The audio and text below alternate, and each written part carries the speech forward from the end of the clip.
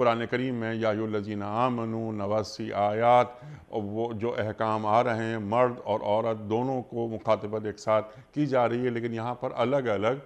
مرد مردوں کا مذاق نہ اڑائیں، عورتیں عورتوں کا مذاق نہ اڑائیں، یعنی اختلاط نظر نہیں آ رہا ہمیں، مرد بالکل مردوں میں بیٹھیں گے اور عورتیں عورتوں میں بیٹھیں گی، ایک اور اصول واضح ہو رہا ہے۔ بے شک اس میں کوئی شک نہیں۔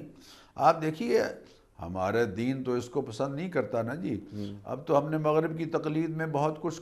جو ہے نا وہ اپنے گھرانوں کو اور اپنے معاشروں کو بگاڑ کے رکھ دیا ہے۔ پہلے گھروں میں مردانہ اور زنانہ دونوں الگ الگ مقامات ہوتے تھے بیٹھنے کے لیے، خواتین اپنے الگ بیٹھتی اور مرد الگ بیٹھتے۔ جی ہاں۔ اب آہستہ آہستہ ہم نے وہ طرز تعمیری بالکل بدل کے رکھ دیا ہے۔ تو یہاں اس آیت میں بالکل یہ بات واضح ہو رہی ہے کہ اختلاط مرد و زن ایسا کہ جس میں خرابیوں کے پیدا ہونے کا یقین ہوتا ہے، اس سے بہرحال ہمارے معاشرے کو بچنا چاہیے۔ اور تحقیر کے حوالے سے حضرت حسن نے ایک بات بیان فرمائی۔ حضرت حسن اس بات کے راوی ہیں کہ نبی اکرم صلی اللہ علیہ وسلم نے فرمایا کہ جو لوگ دنیا میں لوگوں کا مذاق اڑاتے تھے، ان کی صورت کا مذاق اڑاتے تھے، ان کے لہجے کا مذاق اڑاتے تھے،